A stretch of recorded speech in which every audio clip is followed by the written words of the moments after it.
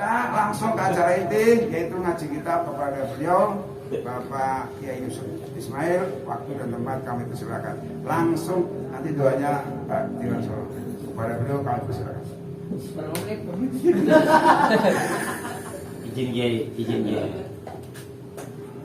Assalamualaikum warahmatullahi wabarakatuh. Waalaikumsalam warahmatullahi wabarakatuh. Bismillahirrahmanirrahim. Wassalatu wassalamu ala sayyidina Muhammad Rasulillah wa ala alihi wa sahabatihi wa man tabi'a sunnatahu wa jama'atah min yaumina hadza ila yaumin nahdah. Amma ba'd.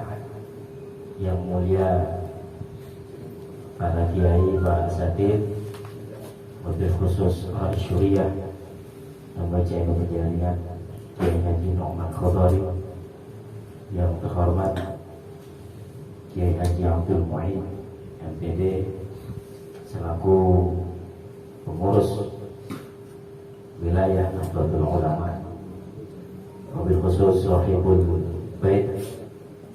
Baitun Nahri Al-Mukarram Al-Ustaz Qayyudi Muhammad, yang terhormat sahabat kami Ketua MPCNU Penjaringan Kiai Asef, Bapak Mahmud, hadirin yang tidak bisa disebutkan oleh Bapak Sabtu, tapi insyaallah tidak mengurangi rasa hormat dan ta'zim saya. Sebelum dan sesudahnya saya mohon izin para kiai, para guru, para asatidz, ini anggap saja ngaji santri, ngaji ke kiai, jadi badongan kan. Jadi saya ini disimak sama kiai-kiai, santri ngaji ke kiai. Jadi modelnya saya baca disimak kiai, atau dalam bahasa akademi bisa ya, ini kan kiai mungkin kan dosen, anggap saja saya sedang munakosa. Kira-kira iya, kira-kira sedang munakosa. Kira-kira nanti ujian saya lulus atau tidak, nanti ada sertifikatnya. Ijazah saja. Ngaji nih Pak. Ngaji. Belum ngaji kok. Kopi. Kalau ceramah lain lah.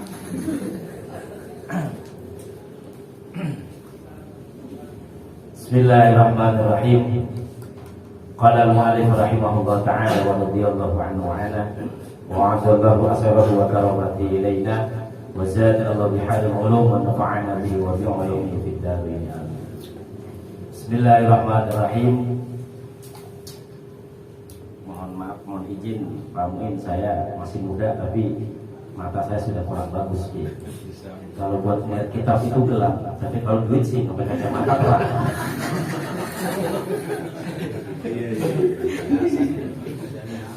Harus disawer ini.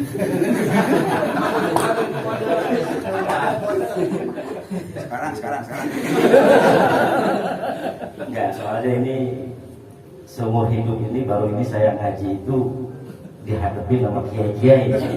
Jadi nervous juga saya ini. Ya, saya anggap saya mahasiswanya Pak Muin, saya sedang munakosa begitulah. Jadi sedang mempertahankan skrip saya. Bismillahirrahmanirrahim. Baik, kita lanjutkan kitab Maswahiful Ibad halaman 4. Bismillahirrahmanirrahim. Qala an-nabiy sallallahu alaihi wasallam, Rasulullah sallallahu alaihi wasallam bersabda, apa bunyinya? Wa sayati zamanun ala ummati yafirruna minal ulama'i wal fuqaha. Wa sayati, dan akan datang apa zamanun, satu masa, ala ummati, atas umatku, yafirruna, lari, halnya lari atau menjauh. Siapa ummati? Menjauh atau lari minal ulama'i, dari ulama, wal fuqaha'i, dan para ahli fikih. Hadis ini menjelaskan atau Rasulullah SAW memprediksi tentang satu masa. Makanya ini kalau kita lihat secara redaksional, secara redaksi, ini Rasul menggunakan fi'il mudhari, bentuk mudhari. Fi'il mudhari itu kan dia memiliki zaman hal atau istiqbal, sedang atau akan. Jadi makna present tense. Kalau fi'il madhi itu kan past tense, masa lalu. Nah, kalau kita lihat lagi bahwa di sini ada sinnya. Saya di sini sin tanfis. Sin tanfis ini sebagai korina, indikasi bahwa fi'il mudhari ini menunjukkan makna akan. Jadi meskipun fi'il mudhari tanpa ada indikasi sin tanfis atau saufa taswif, fi'il mudhari tentu secara bentuk dia sudah mengandung makna hal atau istiqbal. Tetapi ketika fi'il mudhari diimbuhi atau diindikasikan dengan sin tanfis, maka itu menunjukkan bahwa fi'il mudhari ini maknanya adalah istiqbal, akan datang atau future ya. Bismillahirrahmanirrahim. Sayati bahwa nanti dari umatku, kata Rasulullah, akan ada satu masa di mana mereka lari dari ulama dan ahli fikih. Ini prediksi Rasulullah bahwa di akhir-akhir zaman ini kalau kita misalnya membaca realitasnya seperti yang disampaikan Kiai Muin tadi, seperti yang disampaikan Kiai Kaliudi dan lain sebagainya, bahwa kita melihat bahwa sudah semacam terbukti bahwa umat di akhir zaman sudah banyak yang mulai yafiruna an minal ulama wal fuqaha.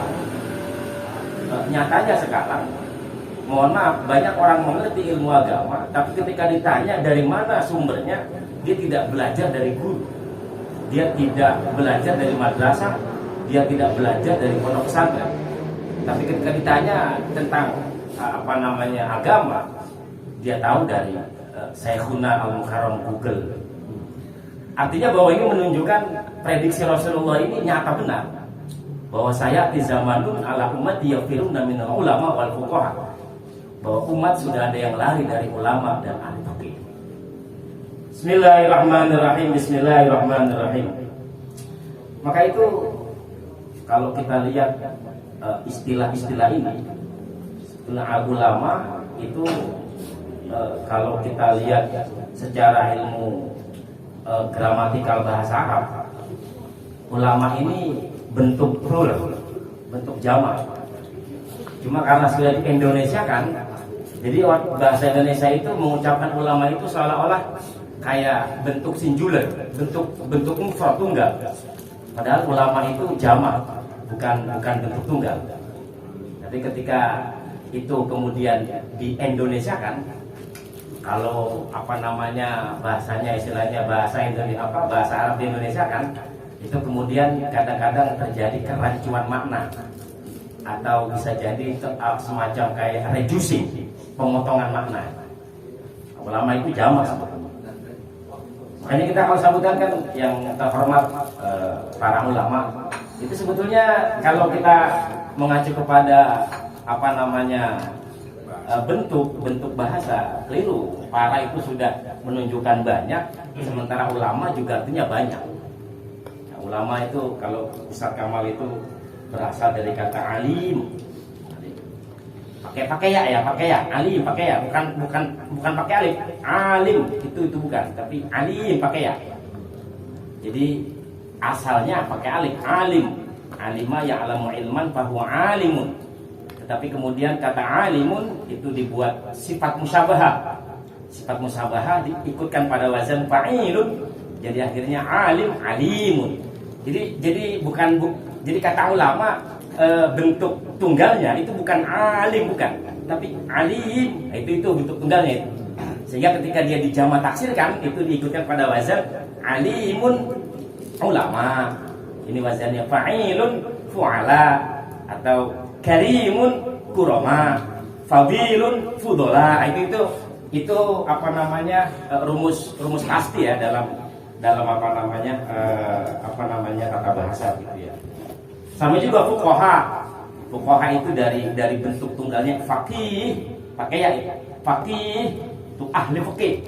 Kalau alim, ahli ilmu. Jadi kalau alimun orang yang tahu, tapi kalau alimun orang yang sangat tahu, itu bedanya itu. Karena sifat musabah atau sifat mubalaghah. Faqih orang yang sangat mengerti ilmu fikih. Nah, ketika dijamak taksirkan, alim ulama, faqih fuqaha.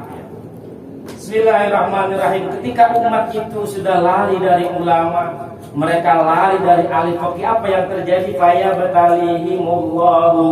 Fayabtali, maka akan mencoba hum akan umati siapa Allah, Gusti Allah, dicoba bisalasi baliyatin dengan 3 cobaan. Ketika umat sudah lari dari ulama, umat sudah jauh dari ahli fikih, maka Allah kemudian akan menurunkan cobaan, akan menurunkan ujian, 3 ujian atau 3 cobaan. Apa 3 ujian itu? Ulaha, bermula permulaannya salah si baliyat itu yarfa'u, akan mengangkat siapa Allah, Gusti Allah, al barokata, akan keberkahan, min kasbihim, dari pekerjaannya umat ini. Ini cobaan yang pertama. Wataniyatu, dan bermula yang nomor 2 itu yusalliku, menjadikan pemimpin siapa Allah, Gusti Allah Ta'ala, hanya mahaluhur siapa Allah, alaihim, atas ummati, Allah jadikan pemimpin untuk mereka, sultanan, akan pemimpin, zaliman, yang zalim, siapa sultan. Wa thalithatu, dan bermula cobaan yang ketiga itu yakhrujuna, keluar siapa ummati, minad dunia, dari dunia, keluar minad dunia, dari dunia, keluar bighairi imanin, tanpa iman. Nah, ini nih ujian yang berat ini. Ketika umat sudah lari dari ulama, umat sudah lari dari fuqaha, maka Allah akan uji dengan 3 ujian. Yang pertama ujiannya adalah yarfa'ullahul barakata min kasbihim, Allah akan angkat keberkahan dari semua pekerjaan. Pekerjaan apapun saja kalau sudah tidak berkah, tentu tidak menjadi kenikmatan. Jadi makanya saya kalau orang dulu itu kan, masyarakat budaya dulu itu kan masyarakat yang masih dekat dengan ulama, masyarakat yang masih membaur dengan ulama. Maka dahulu kita lihat, meskipun seolah-olah kita dalam keadaan kekurangan, tetapi kita dulu itu sangat terlihat keberkahan dari Allah. Dulu orang hanya bekerja panen, hanya bekerja tani, hanya bekerja apa adanya begitu. Tapi ketika umat dekat dengan ulama, pekerjaan-pekerjaan yang sifatnya kecil, pekerjaan yang itu kelihatannya tidak hebat, tetapi menimbulkan keberkahan yang luar biasa. Tapi sekarang pekerjaan banyak, bahkan pekerjaan yang hebat-hebat, tetapi seolah-olah serasa keberkahan dari pekerjaan itu kurang ada manfaat. Bismillahirrahmanirrahim. Ini akibat kita banyak dari kita sudah meninggalkan ulama, sehingga Allah angkat keberkahan dari usaha yang kita lakukan. Yang kedua, ujiannya atau cobaannya ketika umat sudah lari dari ulama, umat sudah lari dari fuqaha, Allah akan menjadikan kepadanya seorang pemimpin yang zalim, seorang pemimpin yang tidak sayang terhadap rakyatnya, seorang pemimpin yang selalu senang untuk berbuat aniaya. Maka itu tadi Kiai Karidi meminta kita, menyarankan kita untuk jangan selalu kita mengkoreksi pemimpin, untuk mengkritisi pemimpin, tapi kita juga harus introspeksi. Jangan-jangan kita ini juga memang sudah mulai jauh dari ulama, sehingga bisa jadi Allah turunkan pemimpin untuk kita, pemimpin yang zalim. Ini sebetulnya introspeksi muhasabah kita. Tetapi yang sangat kita khawatirkan, dan mudah-mudahan Allahumma ba'idna minhum, kita dijauhkan dari golongan ini, Yang ketiga ini yang berat. Ketika orang sudah lari dari ulama, jauh dari ahli fikih, ini cobaan yang berat. Yakhrujuna minad dunya bil ghairi iman. Naudzubillah summa naudzubillah. Bisa keluar dari dunia alias meninggal itu dalam tanpa keadaan membawa iman. Bismillahirrahmanirrahim. Bismillahirrahmanirrahim. Wal maqalatu, dan bermula maqalah, ucapan, perkataan. Atsalihatu, yang ketiga apa maqalah? Itu an Abi Bakr, dari sahabat Abu Bakar As-Siddiq, yang Siddiq benar radhiyallahu anhu. Jadi dijuluki Siddiq ini kan gara-gara peristiwa Isra Mi'raj. Jadi Rasulullah baru mengalami peristiwa yang spektakuler, yang luar biasa dahsyatnya, yang di luar akal manusia umumnya, sehingga sulit untuk orang bisa percaya. Tetapi ketika Rasulullah bercerita tentang pengalaman Isra Mi'raj yang naik ke atas langit ke sab 1 sampai sab 7 sampai kepada A'la sampai Sidratil Muntaha, itu orang yang pertama kali percaya. Ketika Rasulullah bercerita bahwa saya baru melakukan perjalanan bla bla bla bla bla yang muhadasah, itu orang yang pertama kali percaya mendengar peristiwa itu adalah sahabat Abu Bakar. Maka beliau kemudian sejak saat itu dijuluki Siddiq, orang yang sangat membenarkan cerita Rasul. Siddiq itu julukan sahabat Abu Bakar terkait kepercayaannya, orang yang pertama kali percaya ketika Rasulullah bercerita. Bismillahirrahmanirrahim. Dari Abu Bakar Siddiq, ini berarti kalau dalam ilmu hadis, mohon dikoreksi para guru, ini berarti hadisnya athar. Hadis athar itu minas sahabat, dari sahabat. Jadi kalau hadis yang langsung bersumber dari Rasul namanya hadis atau khobar. Tapi kalau hadis atau itu bersumber dari sahabat, itu namanya atharus sahabat.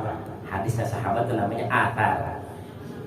Bismillahirrahmanirrahim. Apa kata sahabat Abu Bakar Siddiq? Man dakhalal qabra bila zadin. Man, bermula siapa orangnya itu dakhala, masuk siapa man al qabra, akan kuburan, bila zadin, tanpa modal atau bekal. Zadin modal atau bekal. Apa bekalnya? Ai minal amali, maksudnya dari amal as-sholih, yang soleh, yang baik. Apa amal? Faka'annama, maka seolah-olah, faka'annama rokiba, maka seolah-olah naik atau naik al-bahra, pada lautan, bila safinatin, dengan tanpa perahu. Kata sahabat Abu Bakar Siddiq ini mengingatkan kita, man dakhalal qabra bila zad faka'annama raqibal bahra bila safina. Orang yang masuk kubur tanpa membawa zat, bekal atau modal kapital, maka sama saja ia berjalan di atas laut tanpa menggunakan perahu. Ya, saya pikir sepinter-pinternya kita berenang, tapi kalau harus laut yang direnangi, ya mati wallahu alam. Tapi ya semaput pasti laut. Kita pintar berenang, tapi kalau laut yang harus kita renang, ya mati wallahu alam. Tapi ya belangsak pasti laut. Sebenarnya Bismillahirrahmanirrahim. Apa zatnya itu? Zatnya itu adalah amal soleh. Maka di malam ini, di malam Lailatul Istimewa, kita membaca, mendengarkan Qatibul Haddad dalam rangka kita mempersiapkan zat, mempersiapkan bekal untuk kita bawa nanti ketika kita masuk ke dalam kubur. Bismillahirrahmanirrahim. Bismillahirrahmanirrahim. Nah, kalau sudah jalan di atas air tanpa menggunakan perahu, air fayadriku, maksudnya akan tenggelam siapa man gharqan, dengan benar-benar tenggelam, la khalaso, yang tidak ada selamat itu maujud, lahu beriman, illa biman, kecuali dengan orang yungkidu, yang dapat menyelamatkan siapa man hu, akan man dakhala qabro, ya bisa dia selamat tanpa perahu, dia di lautan, ya dia bisa selamat nggak pakai perahu, illa biman yungkidu, kecuali memang ada orang yang menyelamatkannya. Jadi kalau nggak ada yang menyelamatkan, udah nggak bawa perahu, nggak ada yang nolong, ya udah itu mah alamat keberangsak dari itu. Tapi jika kita bawa perahu, tapi ada yang menyelamatkan, ada yang nolong, masih ada harapan itu. Makanya zat kita, modal kita, andai pun kurang, ya siapa tahu dengan baca Rotibul Haddad ini ilaman yukidu apa Habib apa namanya Habib Al-Haddad ini man yukidu, orang yang menyelamatkan kita nanti di tengah lautan. Karena kalau bicara modal rasanya modal kita, modal saya lah kayaknya sedikit, modal untuk naik apa di atas lautan dikit. Nah, siapa tahu lah modalnya dikit tapi ada orang yang menyelamatkan. Kita baca sholawat Rasulullah sebagai syafaat kita. Bismillahirrahmanirrahim. Bismillah. Ini pentingnya kita berwasilah seperti yang disampaikan Kiai Mu'in. Pentingnya kita berwasilah karena ini siapa tahu modal kita kurang, tapi ada illa biman itu ada orang yang menyelamatkan kita. Bismillahirrahmanirrahim. Bismillahirrahmanirrahim. Kama qala, sebagaimana telah bersabda siapa kanjeng Nabi Muhammad sallallahu alaihi wasallam.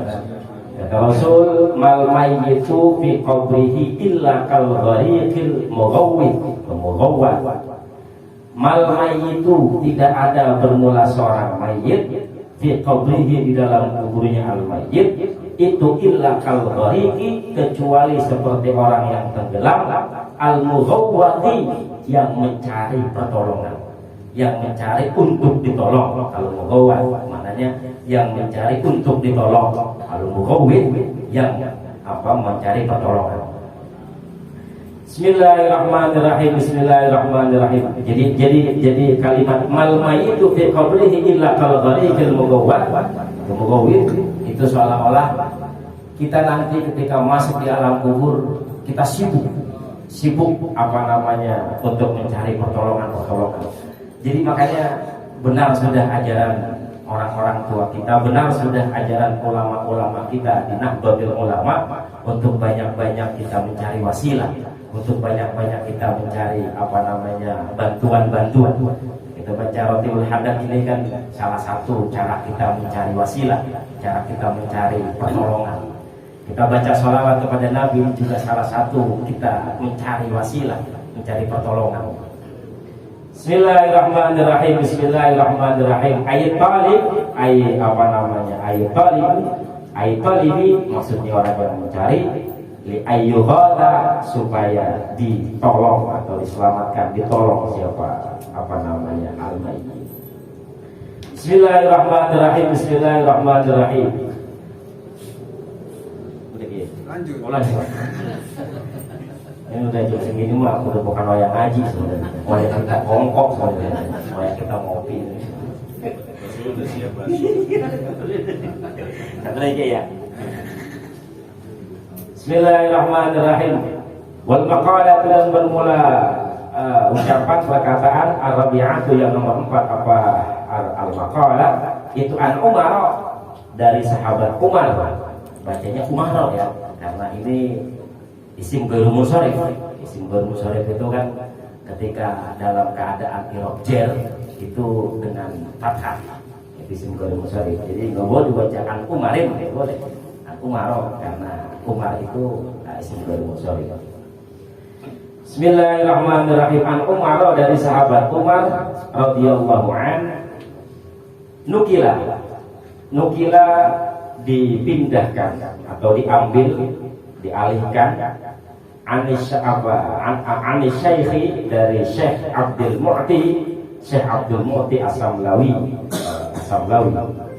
Apaan Nabiya, bahwa sesungguhnya kanjeng Nabi Muhammad sallallahu alaihi wasallam itu bersabda siapa kanjeng Nabi, atau bertanya siapa kanjeng Nabi di Jibril, kepada malaikat Jibril alaihissalam. Kata riwayat Sayyidina Umar dari Syekh Abdul Mu'ti, Rasulullah pernah nanya sama malaikat Jibril. Apa pertanyaan Rasulullah? Sif li hasanati Umar. Sifatkanlah atau gambarkanlah atau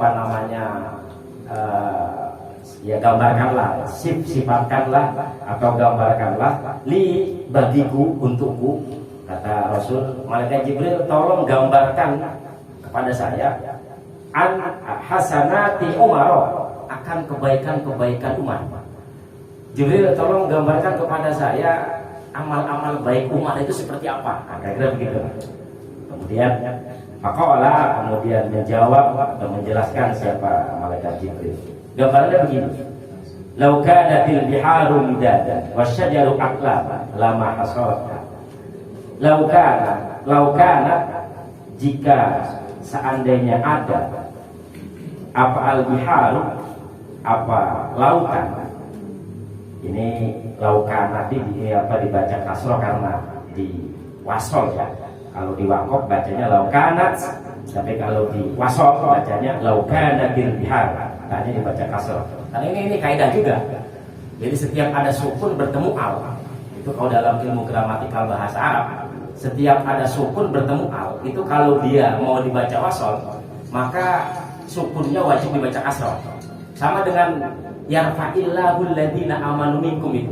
Itu kalau misalnya kita bacanya wakaf di yarfa itu bacanya sukun yarfa, karena fi'il mudhari jadi jawab baca jazm yarfa. Tapi kalau kita baca wasol itu sukun dikasrohkan yarfa'illah, karena kaidahnya begitu. Setiap ada sukun bertemu al, maka ketika di wasol maka sukunnya dibaca kasroh. Ada kaidahnya. Nah kebetulan kiai saya ngaji di Jawa, jadi belajar kaidahnya bahasa Jawa. Saya masih ingat betul kaidahnya. Lamun ngiringi alif lan lam ing sukun mongko wajib ngasrohno sira ing sukun. Itu tuh. Saya ngaji Jawa jadi ya kaidahnya bahasa Jawa. Jadi jika ada sukun bertemu al, ketika mau dibaca wasal, sukunnya dibaca kasroh. Nah, itu. Ya, makanya laukanatil bihar. Tapi kalau di wakaf laukanat, karena taknya tak sakinah, tak sakinah ya.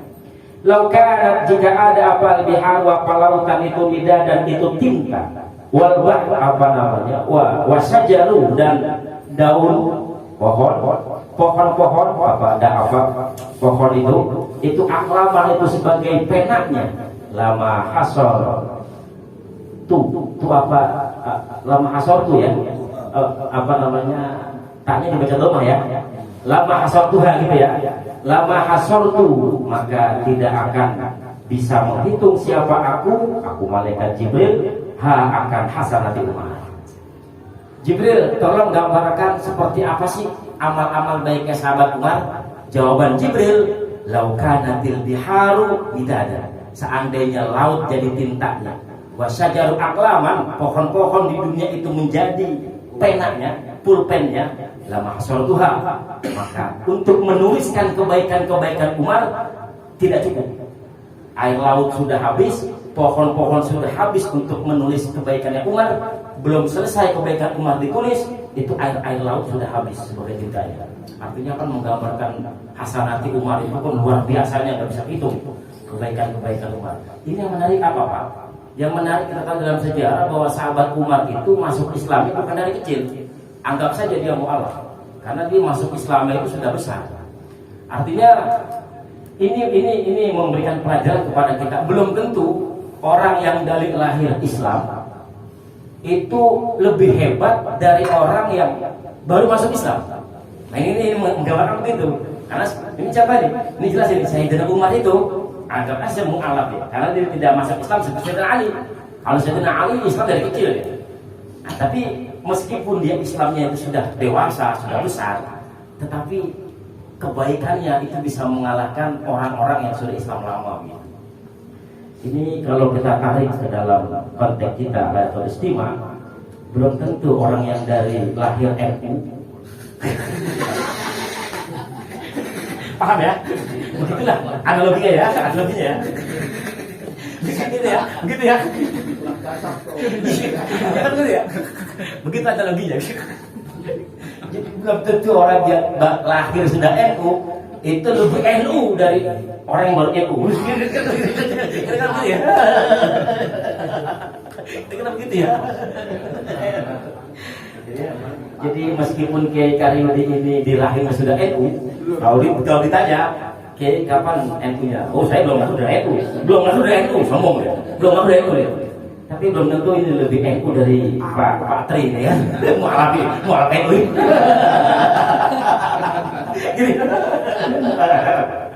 Gitu ya. Bismillahirrahmanirrahim. Udah saatnya kita ngopi, ngerokok, dan siapin amplop saya. Mohon maaf kurang lebihnya Kiai, kita sudahkan dulu. Saya mohon maaf bila ada kesalahan, kekurangan cara baca saya, cara menjelaskan saya. Mohon dimaklum. Ini nanti saya langsung mendapatkan nilai dari Kiai Muin. Dosennya ini kan Kiai Muin. Saya sedang munakosa ini. Lulus atau tidak saya?